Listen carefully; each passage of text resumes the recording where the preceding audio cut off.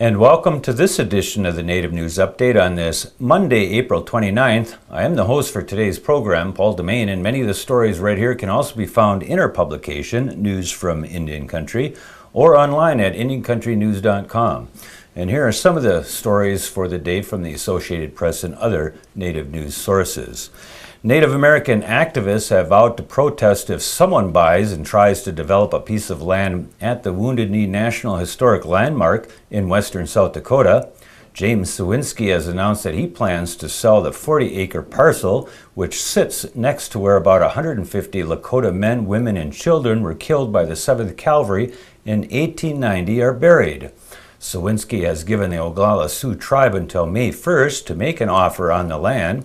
He said he has received offers from West Coast-based investment groups that are willing to pay the $3.9 million asking price.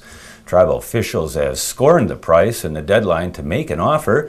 Many Lakota oppose commercial development of the area because they see it as an exploitation of a tragedy. The Wounded Knee National Historic Landmark comprises 870 acres.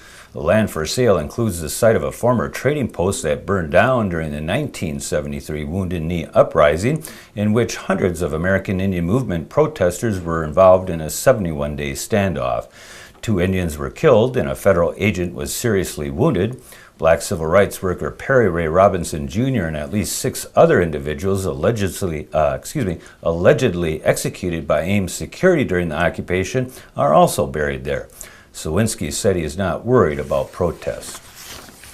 The Mandan Hidasta Narikara, or MHA Nation, is the lead investor in a new hotel project for Bismarck, North Dakota. The tribe, headquartered in Fort Bears, North Dakota, has provided the equity commitment necessary to proceed with development and construction of a hotel on the campus of United Tribes Technical College.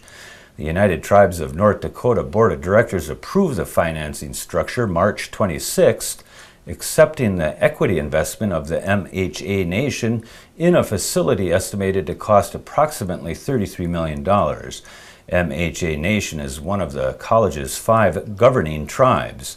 Other tribal investors are also being invited in, said David M. Gipp, United Tribes Technical College president.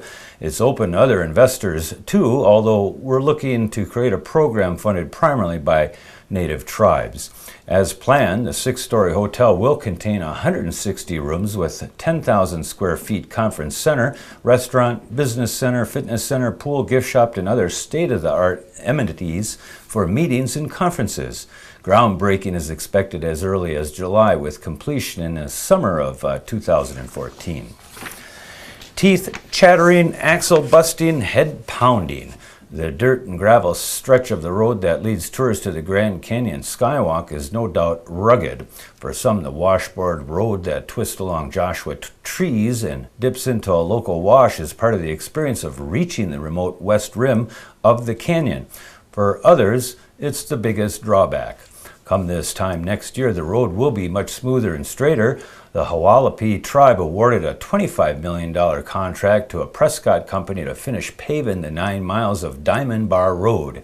The groundbreaking that includes a blessing, dancing, and speeches by tribal officials was set for April 29th.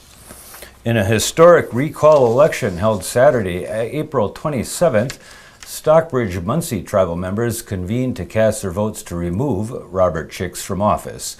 The numbers were overwhelming in support of removing him as chairman of the tribe.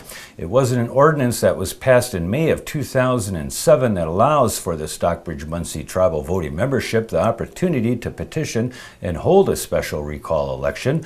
The ordinance was signed into effect by then President Chicks himself. Chicks is facing numerous charges in Langley County, Wisconsin, stemming from a routine traffic stop that escalated into an onslaught of charges after he refused to cooperate and willingly reveal his true identity. Tribal Vice President Wally Miller will oversee the role of president until that vacancy is filled. The Lac Courte Oreilles Ojibwe tribe opened up a harvest camp in the Penokees range of northern Wisconsin this weekend. The region and site is the area of a proposed 22-mile-long open pit mine on top of former lands once allotted to Chippewa and Santee Sioux Dakota members from 1855 through 1888. It appears that all the allotted lands were later occupied and squatted upon for their mineral claims. Mining company officials admit in 1857 narratives that they are attempting to keep the hostile Indians at bay while they squat and use other methods in an attempt to perfect their ore and surface claims to the lands. Mining companies eventually brought in several hundred adult males from the East Coast to squat on the lands. Gogebic Taconite is moving forward with their mining plans despite opposition from all of Wisconsin's 11 tribes and many northern Wisconsin residents who believe the mine will pollute the watershed of the Bad River that flows through and into the Kakagan Sloughs that produces thousands of pounds of wild rice and serve for spawning grounds for the walleye and other fish of the area. The Red Lake Tribal Council in northern Minnesota is hosting its annual Youth Leadership Conference this week, and it will feature an appearance by an American Indian actor who was in the Twilight movies. Chasky Spencer will give a motivational speech May 2nd and speak at a banquet that evening. Spencer played the role of werewolf leader Sam Yulee in the Twilight films.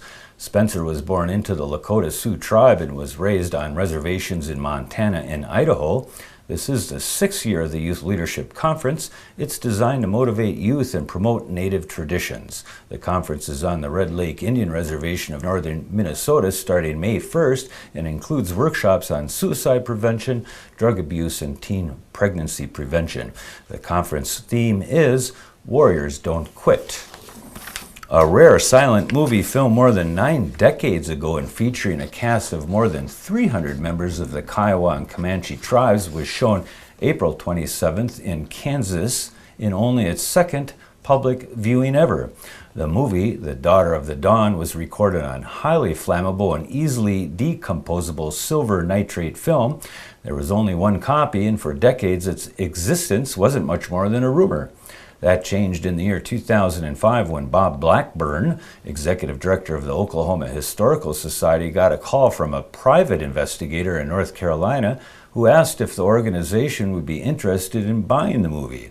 The detective said he had received the movie as payment for a case he had worked on and that had been stored in his garage for decades. Blackburn wanted the movie but didn't want to pay the $35,000 asking price.